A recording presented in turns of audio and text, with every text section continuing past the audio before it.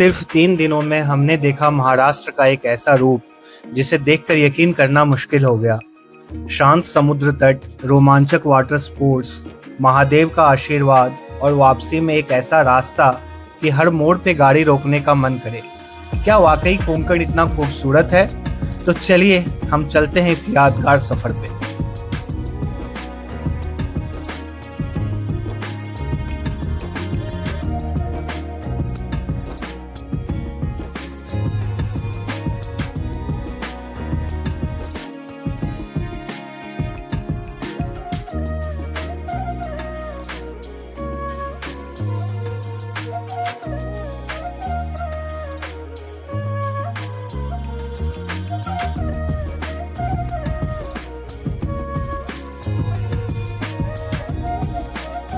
नमस्कार दोस्तों, तो हम पहुंच चुके हैं अपने खूबसूरत ठिकाने पर जिसका नाम है सी शेल रिजॉर्ट देवयागढ़।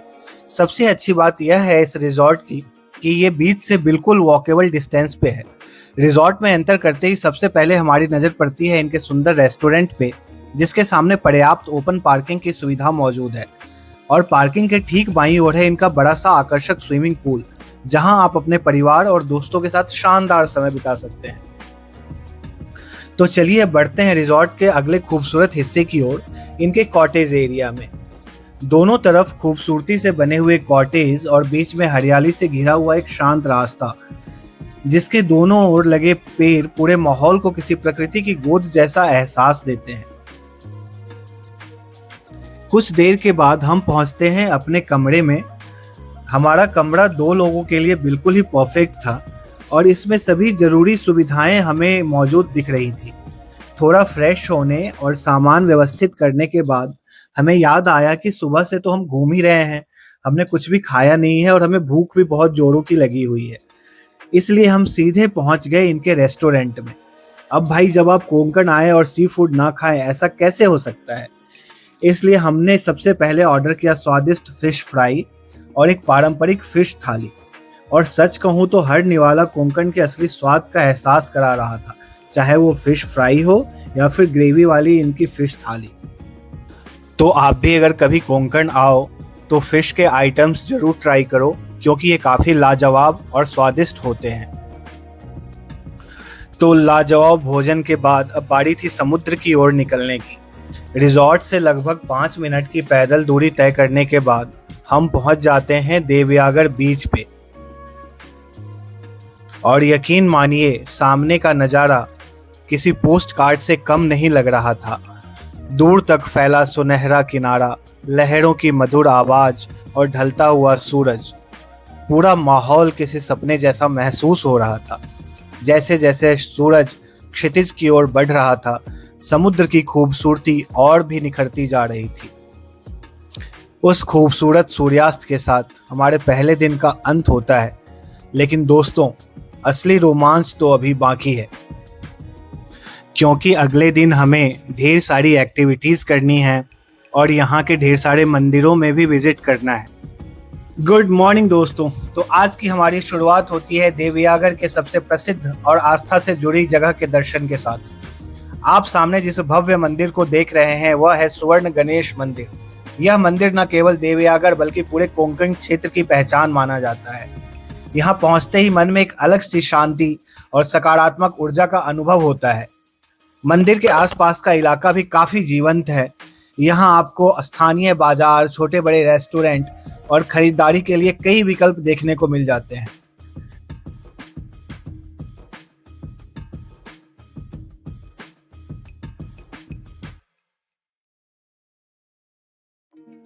भगवान गणेश के दर्शन करने के बाद अब समय था थोड़ी मस्ती और एडवेंचर का। इसलिए बिना देर किए बिना हम फिर से पहुंच गए देवयागढ़ बीच पे।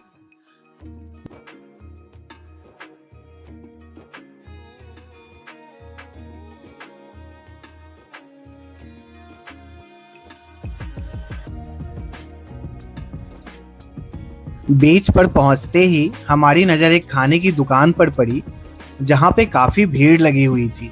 जाहिर सी बात है, भीड़ देखकर हमारी उत्सुकता भी बढ़ गई। ये शॉप एक हस्बैंड और वाइफ मिलके चला रहे थे, तो हमने भी वहाँ पे खास स्नैक्स ऑर्डर किया, जो ब्रेड और अंडों से तैयार किया गया था। और सच बताऊं दोस्तों, उसका स्वाद उम्मीद से कहीं ज्यादा शानदार निकला। लेकिन हमारी भूख अभी पूरी तरह शांत नहीं हुई थी, इसलिए हमने साथ में एक गर्मा गर्म मैगी भी ऑर्डर कर दी।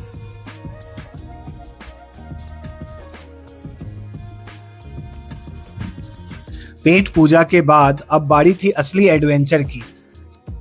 तो हम निकल पड़े बीच की तरफ। बीच पे ढेर सारे लोग एंजॉय कर रहे थे और तरह तरह के वाटर स्पोर्ट्स एक्टिविटीज कर रहे थे। सबसे पहले हमने हॉर्स राइडिंग का अनुभव लिया। समंदर के किनारे घोड़े पर सवारी करते हुए सामने फैला नीला समंदर, ठंडी हवा और दूर तक जाती रेत। यह अनुभव शब्दों में बयां करना बहुत मुश्किल है। अगर आप सच में इसको अनुभव करना चाहते हो तो आपको देवयागर आके हॉर्स राइडिंग का अनुभव लेना पड़ेगा।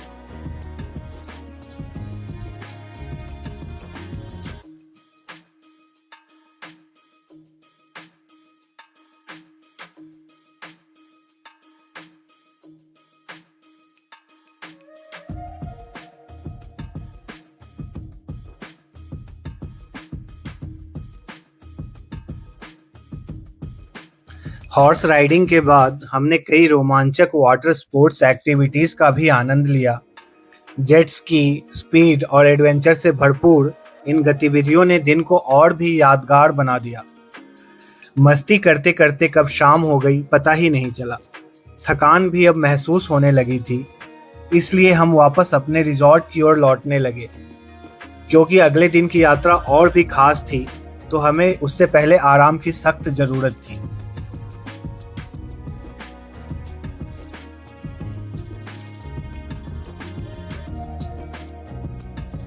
नमस्कार दोस्तों, आज है हमारी यात्रा का तीसरा दिन और ये दिन मेरे लिए तो बहुत ही ज़्यादा स्पेशल है क्योंकि आज हम आए हैं हरिहरेश्वर महादेव मंदिर में।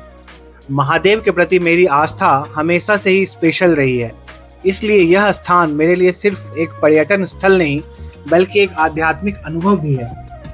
समंदर के किनारे स्थित यह प्राचीन मंदिर अपनी सुंदरता और दिव्यता दोनों के लिए प्रसिद्ध है। मंदिर के दर्शन करने के बाद हम निकल पड़ते हैं प्रसिद्ध प्रदक्षिणा मार्ग की ओर। यह मार्ग सिर्फ एक रास्ता नहीं बल्कि प्रकृति और आध्यात्म का अद्भुत संगम है।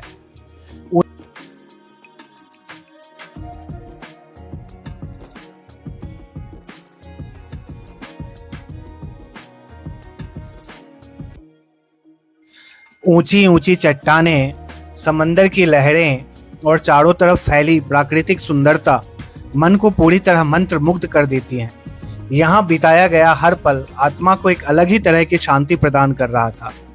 यहीं पर हमारी कोंकण यात्रा का अंतिम पड़ाव समाप्त हुआ और अब समय था वापस घर लौटने का।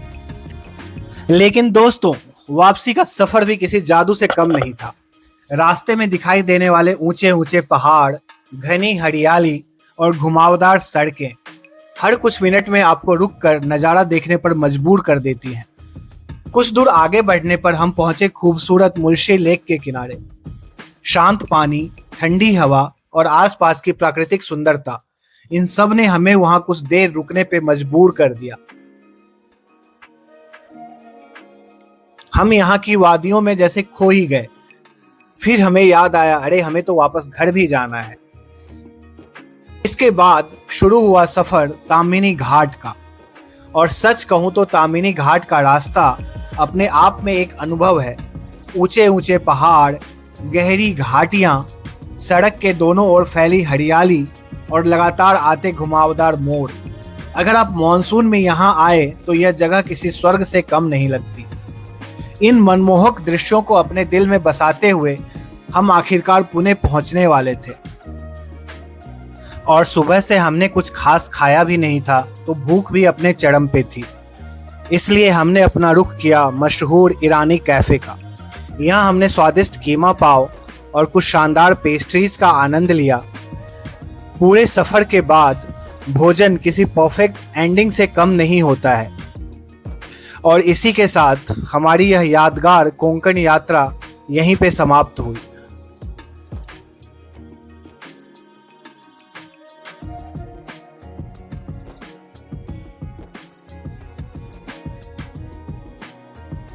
तो दोस्तों, देवयागढ़, श्रीवर्धन और हरिहरेश्वर की इस खूबसूरत यात्रा ने हमें समंदर की शांति, प्रकृति की सुंदरता, रोमांचक गतिविधियां और आध्यात्मिक अनुभव सब कुछ एक साथ दिया।